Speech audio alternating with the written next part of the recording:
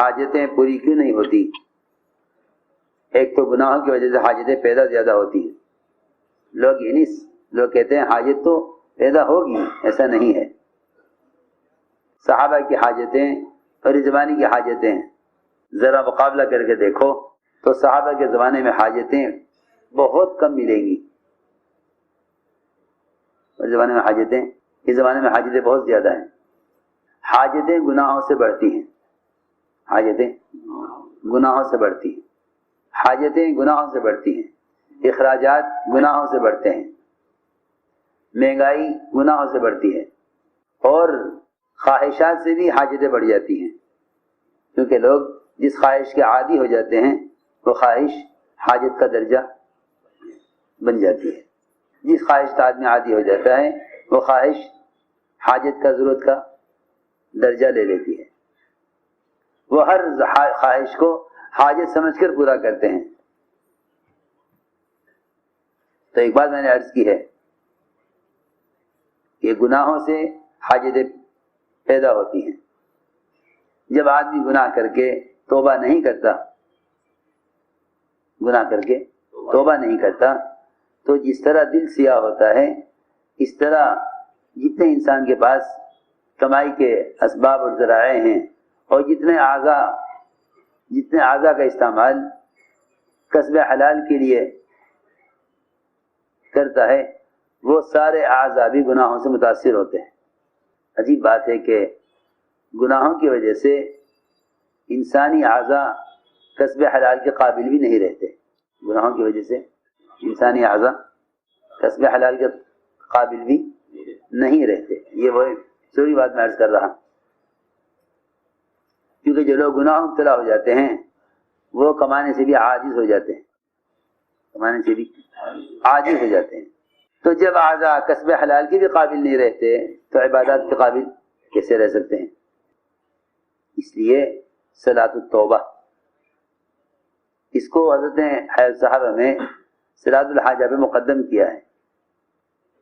صلاۃ الحاجہ پہلے لاتے، لیکن صلاۃ التوبہ کو حضرت نے حیض صاحبہ کی تبویب میں مقدم کیا ہے صلاۃ الحاجہ پر. کیونکہ اگر صلاۃ التوبہ نہیں پڑھے گا تو صلاۃ الحاجہ کی توفیق نہیں ہوگی. اگر صلاۃ التوبہ نہیں پڑھے گا صلاۃ الحاجہ کی توفیق نہیں ہوگی، اور اگر صلاۃ التوبہ کے بغیر صلاۃ الحاجہ پڑھے گا تو حاجت پوری نہ ہوگی. سمجھ میں آ رہی ہماری بات؟ اگر نہیں پڑھے گا صلاۃ الحاجہ سے حاجت پوری نہ ہوگی. اس لیے کہ جو حاجتیں گناہوں کی وجہ سے اٹکتی ہیں وہ توبہ کے بغیر پوری کیسے ہو سکتی؟ جو حاجتیں گناہوں کی وجہ سے اٹکتی ہیں وہ توبہ کے بغیر کیسے پوری ہو جائیں گی؟ اس لیے پہلے صلاۃ التوبہ کہ آدمی سے اگر گناہ ہو جائے تو گناہ کے لیے صرف اتنا ہی نہیں کہ استغفار کر لے، بلکہ گناہ سے دو چیزیں ہیں گناہ کرنے والے کے لیے. ایک ہونے والے گناہ سے پاک ہونا، اور ایک گناہ سے آئندہ کے لیے بچنا. آئندہ کے لیے گناہ سے بچنا. آئندہ گناہ سے بچنے کے لیے گناہ کے بعد صلاۃ التوبہ کا اہتمام کرے.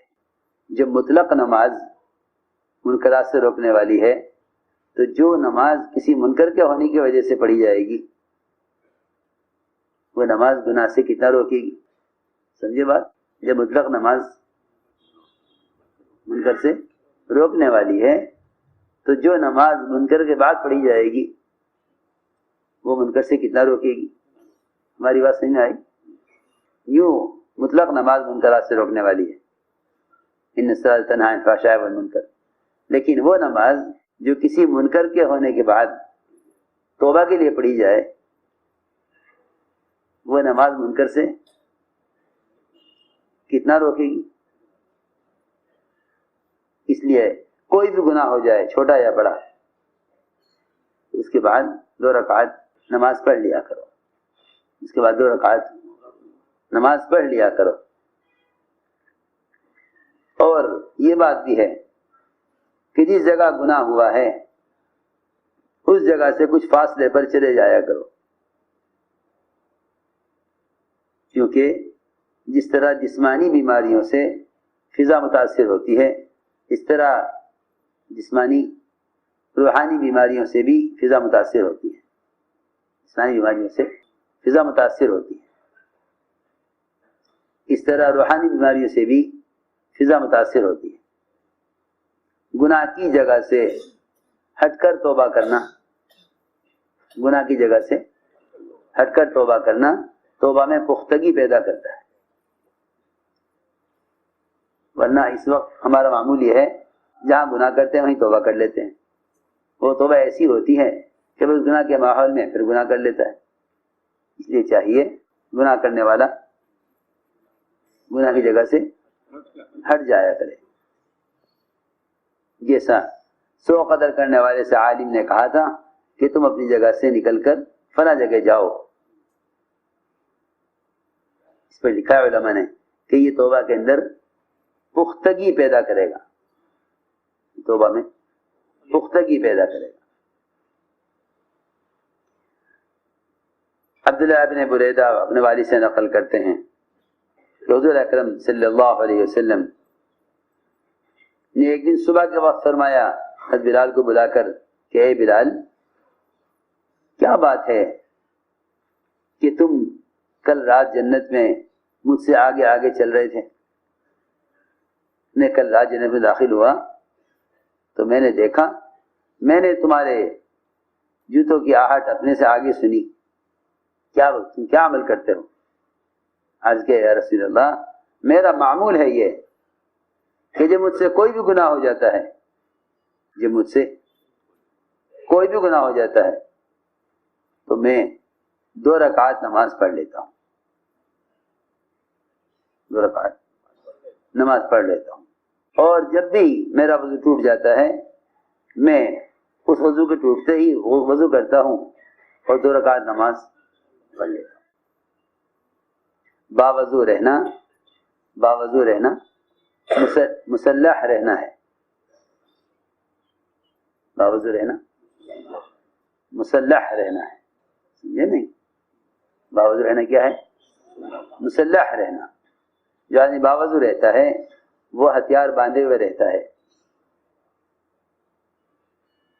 جو باوضو رہتا ہے وہ ہتھیار باندھے ہوئے رہتا ہے، اس پر شیطان کا حملہ ممکن نہیں ہوتا جو باوضو رہتا ہے۔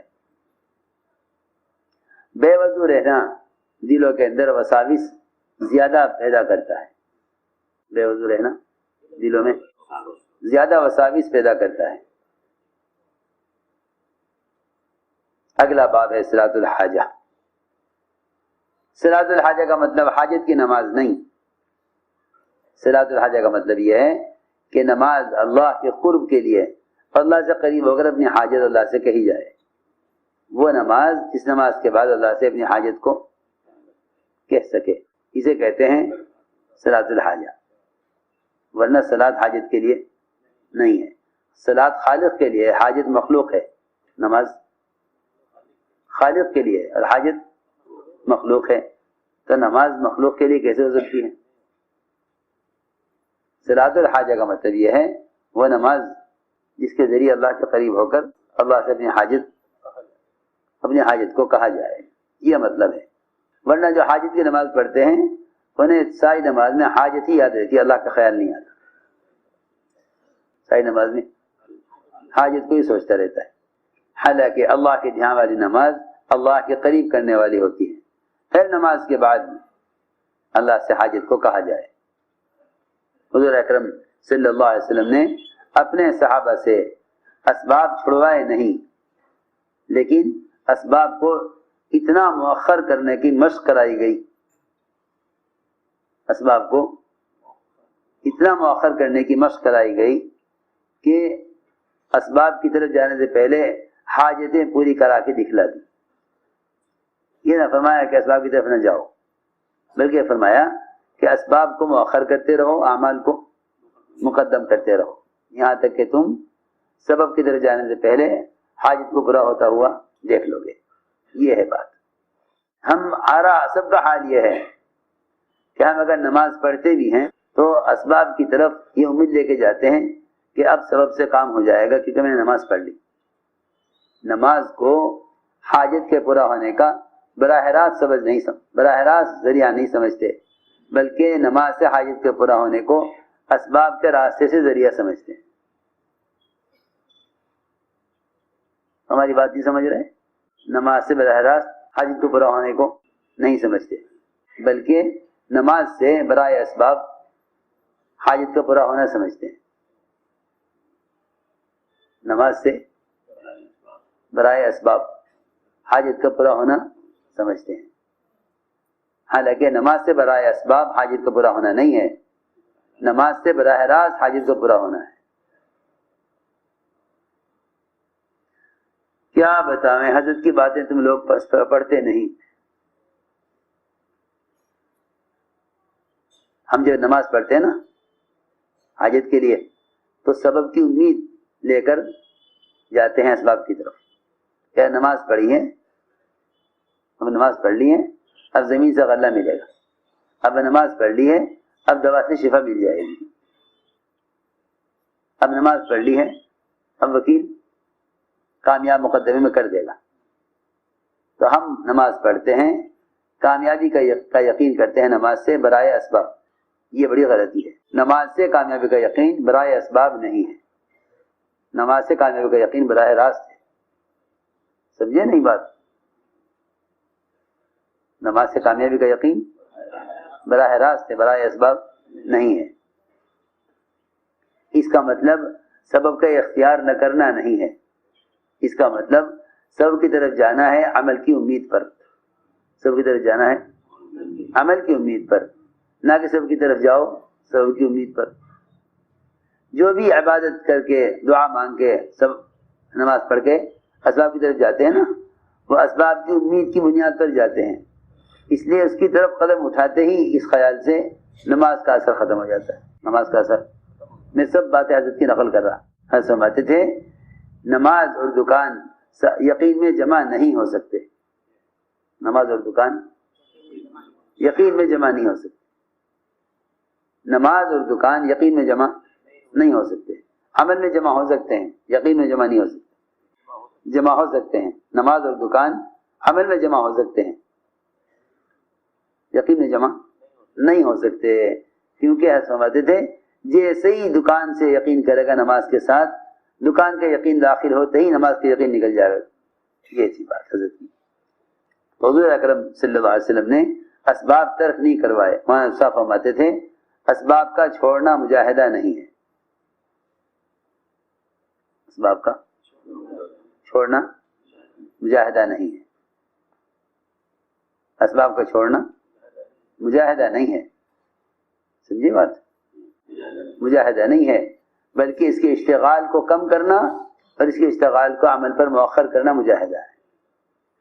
کم کرنا، اسباب مشغولی کو کم کرنا اور اسباب کا عمل سے مؤخر کرنا، یہ مجاہدہ ہے.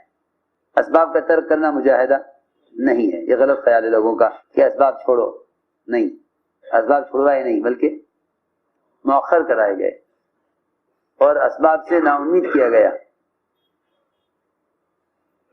اسباب سے نا امید کیا گیا.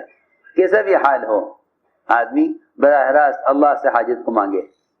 سمامہ ابن عبداللہ کہتے ہیں کہ انس رضی اللہ عنہ کے پاس ان کے باغ کا مالی آیا. ان کے باغ کا مالی آیا، سخت گرمی کا زمانہ، اور اس نے آ کر بارش کی قلت کا اور کھیت کے سوکھنے کا شکایت کی. یوں نہ کہا کہ ہاں بھئی کیا کریں، ایسا ہی موسم ہے، ایسا ہی موقع ہے، بارش نہیں ہے، مانسون نہیں ہے. حکومت سے کہو کہ وہ کوئی نقلی بارش کروا دے. فرمایا کہ اچھا یہ بات ہے، لاؤ پانی لاؤ لوٹے میں، وضو کریں گے. پانی لاؤ لوٹے میں، وضو کریں گے. چنانچہ لوٹے میں پانی آیا، وضو کیا، نماز پڑھی. نماز پڑھ کے فرمایا کہ جاؤ دیکھو کوئی بادل کا ٹکڑا نظر آیا. اس نے کہا کہ نہیں، آسمان صاف ہے، کوئی ٹکڑا بادل کا نہیں. پھر نماز شروع کی. پھر فرمایا دوسری مرتبہ جاؤ دیکھو کیا بادل آئے؟ اس نے کہا نہیں آئے. پھر نماز پڑھتے رہے. پھر تیسری بار بھیجا کہ جاؤ دیکھو بادل آئے؟ اس نے کہا نہیں. پھر نماز پڑھتے رہے. چوتھی مرتبہ پھر کہا کہ جاؤ اب دیکھو بادل آئے؟ ابھی تک ہمیں یہ نہیں معلوم کہ حاجت کے پورا ہونے تک نماز میں مشغول رہے. جس طرح دعا میں دوام ہے، دعا میں دوام ہے، نماز میں بھی دوام ہے. سمجھے نہیں؟ اس طرح دعا میں دوام ہے، نماز میں بھی دوام ہے. اللہ تعالیٰ فرماتے ہیں میں اپنے بندے کی حاجت کو پورا کرنے کو مؤخر کرتا ہوں. پھر بندہ یہ کہتا ہے میں نے دعا مانگی، پھر دعا مانگی، پھر قبول نہ ہوئی تو میں نے مانگنی چھوڑ دی. اللہ کو مانگنا اچھا لگتا ہے، بندے کی حاجت کو مؤخر کرتے ہیں. اللہ کو مانگنا اچھا لگتا ہے، بندے کی حاجت پورا کرنے کو مؤخر کرتے ہیں، مؤخر کرتے ہیں. یہ سمجھتا ہے دعا قبول نہیں ہوئی. حضور اکرم صلی اللہ علیہ وسلم نے مزدلفہ میں دعائیں مانگی، ایک دعا قبول نہ ہوئی، ایک دعا قبول نہ ہوئی. تو آپ نے یہ نہ سوچا کہ بس اب تو دعا کا وقت ختم ہوا، عرفات دعا کی جگہ ہے اور اس میں غروب تک دعا کا وقت ہے، اب یہ وقت ختم ہو گیا، دعا ختم ہو گئی. آپ لگے رہے اس دعا میں، مزدلفہ میں جا کر دعا قبول ہوئی. تو میں نے عرض کیا اس طرح دعا میں دوام ہے، اس طرح نماز میں بھی دوام ہے. نماز پڑھتے رہے. چوتھی مرتبہ کہا جاؤ اب دیکھو. اس نے کہا ہاں آسمان میں اتنا چھوٹا سا بادل کا ٹکڑا آیا ہے جتنا چھوٹے پرندے کا پر ہوتا ہے. چھوٹے پرندے کا کتنا بادل ہوگا؟ چھوٹے پرندے کا پر، پرندے کے پر کے برابر آسمان میں بادل نظر آیا ہے. اس کے بعد نماز برابر پڑھتے رہے، دعا کرتے رہے، یہاں تک کہ مالی نے آ کے بتایا کہ سارا آسمان بادلوں سے بھر گیا ہے اور جم کر بارش ہوئی. فرمایا مالی سے کہ جاؤ اس گھوڑے پر سوار ہو کر جاؤ جو گھوڑا بشر بن شغاف نے بھیجا تھا، اور دیکھو جا کر کہ بارش کہاں کہاں تک ہوئی ہے. چنانچہ وہ سوار ہوا اور جا کر دیکھ کر آ کے بتلایا کہ جہاں تک آپ کی زمین ہے وہاں تک بارش ہوئی ہے. فرماتے ہیں رضی اللہ تعالیٰ عنہ کہ میں ایک مرتبہ بیمار ہو گیا، آپ میں حاضر ہوا، آپ نے مجھے اپنی جگہ کھڑا کیا اور آپ کھڑے ہو کر نماز پڑھنے لگے اور مجھ پر اپنی چادر کا پلہ ڈال دیا اور فرمایا کہ اے ابو طالب کے بیٹے، اے ابو طالب کے بیٹے تم ٹھیک ہو جاؤ گے، کوئی گھبرانے کی بات نہیں ہے. میں نے اللہ سے اپنے لیے جو کچھ مانگا ہے وہ تمہارے لیے بھی مانگا ہے، اور میں اللہ سے جو کچھ مانگا ہے اللہ نے مجھے سب کچھ دے دیا. بس اتنی میری دعا قبول نہ ہوئی کہ میرے بعد کوئی نبی ہوگا، یہ دعا قبول نہ ہوئی. کیونکہ آپ کو امت کا فکر تھا کہ میرے بعد امت کا کیا ہوگا. تو اللہ نے فرمایا یہ دعا قبول نہیں، یہ دعا قبول نہیں ہوگی کہ آپ کے بعد کوئی نبی ہو. اللہ نے فرمایا لا نبی بعدک، آپ کے بعد کوئی اور نبی نہیں آئے گا. حضرت علی فرماتے ہیں میں وہاں سے اس حال میں اٹھا کہ مجھے کوئی شکایت نہیں تھی. عزیز مالک فرماتے ہیں کہ آپ کے صحابہ میں سے ایک صحابی جن کا نام ابو معلق تھا، یہ تاجر تھے، تجارت کیا کرتے تھے، اپنے تجارت بھی کرتے تھے، دوسروں کا مال بھی لے جایا کرتے تھے تجارت کے لیے، اور یہ بڑے عبادت گزار نیک آدمی تھے، متقی. یہ مرتبہ مال لے کر نکلے تو ایک چور ڈاکو ان کے پیچھے لگا، اور وہ ڈاکو ایسا ہتھیاروں سے لیس ڈاکو، کہا کہ سامان سب مال یہاں رکھ دو، میں تمہیں قتل کروں گا. تو انہوں نے فرمایا کہ یہ مال چاہیے، مال لے لے. نے کہا نہیں، مجھے تو تیرا خون ہی چاہیے، تجھے قتل ہی کروں گا. انہوں نے فرمایا کہ اچھا مجھے نماز پڑھنے دے. ڈاکو نے کہا پڑھ لے جتنا تیرا دل چاہے. چنانچہ انہوں نے وضو کیا اور نماز پڑھی، اور نماز میں یہ دعا مانگی یا ودود یا ذا العرش المجید یا فعالا لما يريد اسألك بعزتك التي لا ترام وملكك الذي لا يضام وبنورك الذي ملأ ارکان عرشك ان تکفینی شر هذا اللص یا مغیث اغثنی. یہ دعا یاد کر لو، یہ دعا یاد کر لو. یا ودود یا ذا العرش المجید یا فعالا لما يريد اسألك بعزتك التي لا ترام وملكك الذي لا يضام وبنورك الذي ملأ ارکان عرشك ان تکفینی شر هذا اللص یا مغیث اغثنی. 3 مرتبہ انہوں نے یہ دعا پڑھی، یا ودود یا ذا العرش المجید یا فعالا لما يريد اسألك بعزتك التي لا ترام وملكك الذي لا يضام وبنورك الذي ملأ ارکان عرشك ان تکفینی شر هذا اللص یا مغیث اغثنی یا مغیث اغثنی یا مغیث اغثنی. 3 مرتبہ کہا. اچانک دیکھا کہ ایک گھڑ سوار اپنے ہاتھ میں نیزہ اٹھائے ہوئے اس نے اس ڈاکو کو قتل کیا. تاریخ متوجہ ہوا، کہا کہ آپ کون ہیں کہ اللہ نے آپ کے ذریعے سے مجھے میری مدد کی. اس نے کہا کہ میں 4تھے آسمان کا فرشتہ ہوں. جب پہلی بار تم نے اللہ سے دعا کی تو میں نے آسمان کے دروازوں میں کھٹکھٹاہٹ سنی کہ کوئی دروازہ کھٹکھٹا رہا ہے.